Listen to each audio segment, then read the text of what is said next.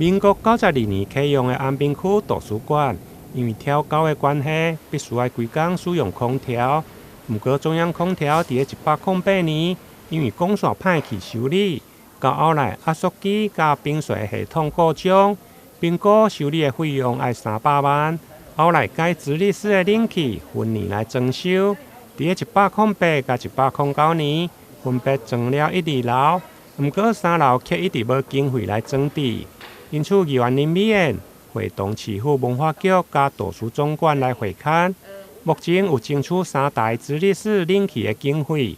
不过，议员认为要装到一间到位，4台装好够。对此，文化局嘛同意，预计8月中会装设。我们大概经过几次的管线跟压缩机的一个损坏哈，那我们请厂商来做修理，但是因为情形并没有改善很多，那我们就从一直以来就是后来我们就108年大概就请厂商来做评估哈，那整个的冰水系统要换新，或者是说改分离式哈，大概要200万多到300万哈，那因为整个经费也相当的庞大哈，那我们就采取逐年汰换的一个方式哈，那我们就从2楼、1楼这边先汰换。那目前为止，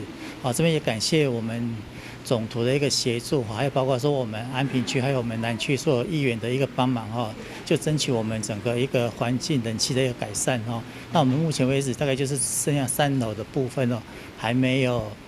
做改善哦。我们安平图书馆它本身使用率非常的高，现场我们看到在3楼的这个地方完全没有冷气，因为在去年的时候冷气已经就是坏掉了。那这段时间从去年到现在将近1年多，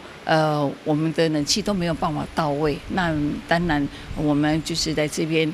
使用的这些看书的这些好朋友，他们一直在反映为什么还是没有办法就是提供冷气。那我们就跟文化局建议了，他本来说好就提供3台，今年的预算紧急就是给了3台的预算。那可是现场一看，我们3楼这个必须要4台，所以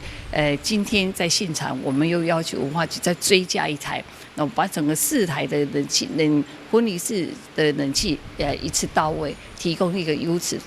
的阅读的环境。因为教育部补助各区图书馆阅读设备的升级，伫109年得到教育部补助8台的冷气，因此3档内就袂用再再申請補助。而這段期間嘛只用靠市立圖書館家己的預算，因此安平圖書館伫今年透過區公所來申請經費，得到市立圖書館加文化局的同意，由原先增設3台，再增加1台，其他不足的部分等待明年再向教育部來申請。台南新聞聯播採訪報道。